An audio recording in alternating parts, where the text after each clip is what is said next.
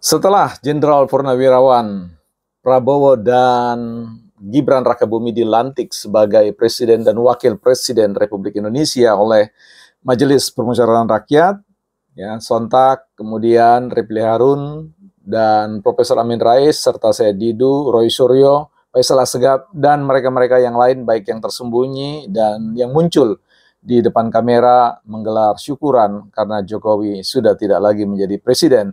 Itu berarti sangka mereka bahwa Jokowi aman untuk dirujak. Kita akan bahas di Bukan Partai Politik. Baik teman-teman, selamat datang di channel Bukan Partai Politik, ruang yang didedikasikan sebagai ruang publik, sekolahnya publik bukan sekolahnya rakyat, tempat untuk meninggikan argumentasi, bukan suara, apalagi emosi. Don't raise our voice, emotion, but argument. Baik teman-teman, sebelum kita bahas tentang syukuran Allah, ya, Refli Harun dan Profesor Amin Rais ini, kita mau tengok dulu buku yang kita akan pakai untuk menjelaskan tentang fenomena tersebut, ya. Ada sebuah buku yang berjudul Anekdot, ya, Anekdot Orang-orang Besar, ya, J. Maurus. Nah, ini anekdot orang-orang besar, tapi ada juga anekdot, ya, orang-orang yang dia pikir dirinya besar, ya. Mudah-mudahan bukan kita atau saya, ya. Baik, kita akan lihat satu kutipan yang menarik, sebuah percakapan sederhana, ya, tapi kita potong saja teman-teman. Ini buku saya lagi berantakan, pecah karena punggungnya ini sudah patah, ya. Jadi kekuatan buku itu biasanya ada di punggung buku. Jadi kita mesti serba hati-hati karena rata-rata buku yang saya simpan di sini itu usianya lebih dari 20-an tahun, ya, sampai hari ini. Baik, di bagian ini teman-teman halaman 29, ya, ini. Aku tidak punya dokter ahli jiwa dan aku sama sekali tidak menginginkannya. Tulis James Turber. Ya, ini seorang, kita anggap aja seorang politisi, ya, yang aneh, ya. Alasannya sederhana saja, yaitu bila ia mendengarkanku terlalu lama, ia mungkin akan terganggu, ya. Ini terganggu jiwanya. Ini dokter jiwa, ya, kalau mau merawat pasien seperti James Turber ini, dia punya keyakinan bahwa nanti jiwanya akan terganggu, ya. Nah, mungkin ini juga yang kalau kemudian dokter jiwa ini kita hadirkan untuk merawat politisi-politisi tertentu, ya, jangan sampai bahwa yang sehat itu bukan politisi itu, tetapi dokternya itu yang jadi sakit jiwa, ya. Nah, inilah dibicara tentang anekdot, ya, aneh-dot.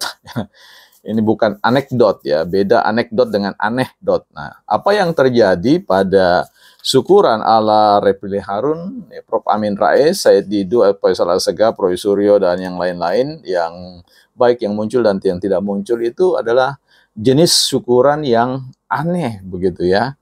Aneh, ya, tetapi nyata, ya. Aneh, bukan anekdot, tapi aneh-dot, ya. Kalau kita tahu dalam kearifan masyarakat kita, berbicara tentang syukuran itu kan sebenarnya merupakan sebuah ungkapan, ya, vertikal, ya, antara manusia dalam posisinya sebagai seorang yang beragama kepada Tuhan, karena dianggap, dipandang telah bebas dari himpitan hidup, bebas dari bencana, bebas dari mara bahaya, bebas dari sesuatu yang membuat mereka tidak dapat meningkatkan kehidupannya jauh lebih baik, ya, atau bahkan bebas dari keterpurukan yang sangat menyakitkan. Dan tiba-tiba oleh karena, ya, kasih sayang Tuhan, kemudian ia terlepas dari itu sehingga dia bersyukur tentang hal itu dan mengadakan syukuran atau selamatan untuk kebaikan Tuhan. Jadi kalau kita coba teropong dalam analisis teologis, filosofis, dan yang lain-lain, tentu syukuran ala Refli Harun dan Amin Rais ini di luar kamus ya, out of the dictionary ya. Jadi the wisdom dictionary. Jadi keluar dari kearifan, kebijaksanaan ya, dari nilai-nilai yang kita pegang. Jadi seolah-olah mengatakan bahwa Tuhanlah yang melengsarkan Jokowi ya. Tuhanlah yang membuat ya Jokowi kemudian tidak lagi memimpin negara ini. Ya, padahal ya konstitusi sudah menghadirkan itu ya. Di negeri yang katanya demokratis ini ya, kalau kita korelasikan atau hubungkan, kaitkan dengan persoalan syukuran ini, jadi kita agak sedikit heran melihat ada politisi-politisi atau siapapun pihak-pihak yang punya kepentingan, entah mungkin punya rasa sakit hati di masa yang lalu terhadap Jokowi, tetapi kita lihat bahwa syukuran itu adalah syukuran kontrademokratis. Ya. Syukuran kontrademokratis itu adalah ungkapan syukur yang sebenarnya melawan prinsip-prinsip demokrasi. Ya.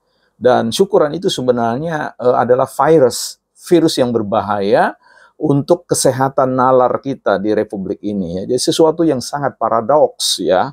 Mungkin beyond paradoks ya, beyond paradoks itu ya bertentangan dan jauh di atasnya itu ya.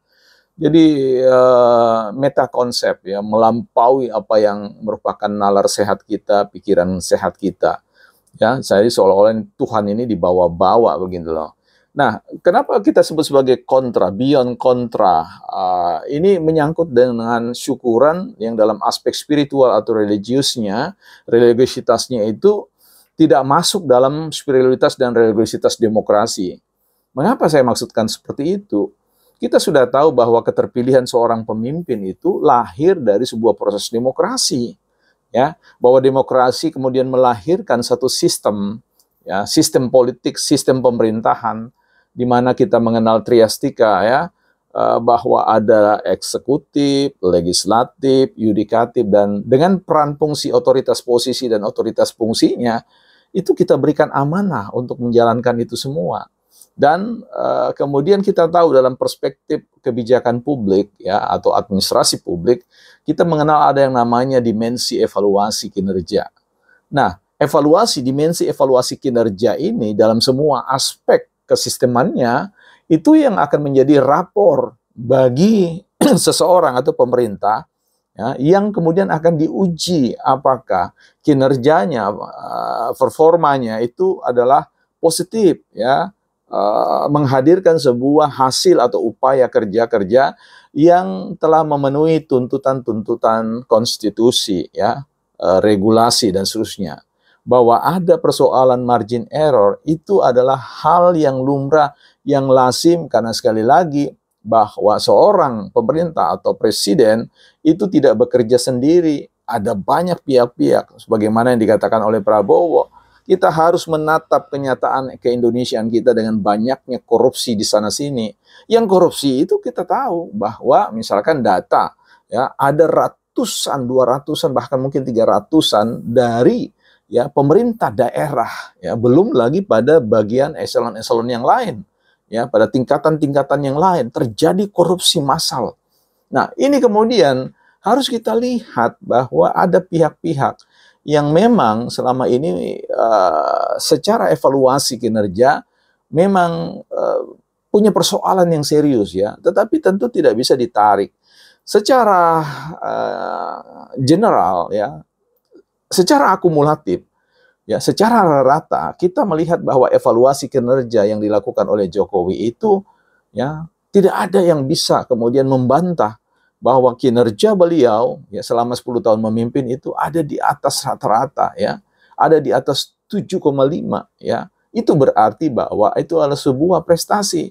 Bagaimana mungkin dengan semua prestasi yang bisa dicatatkan secara data statistik, yang mungkin teman-teman sudah paham tentang data-data itu yang disampaikan di berbagai macam konten, di berbagai macam sumber-sumber informasi yang terpercaya terkait dengan kinerja itu, bisa kemudian disyukurin, gitu. Syukur bahwa ini hal baik itu sudah lewat gitu. Artinya kalau orang sudah bersyukur dengan hal-hal yang baik sebenarnya kemudian dianggap sebagai negatif, berarti lawan dari kebaikan itu kenegatifan.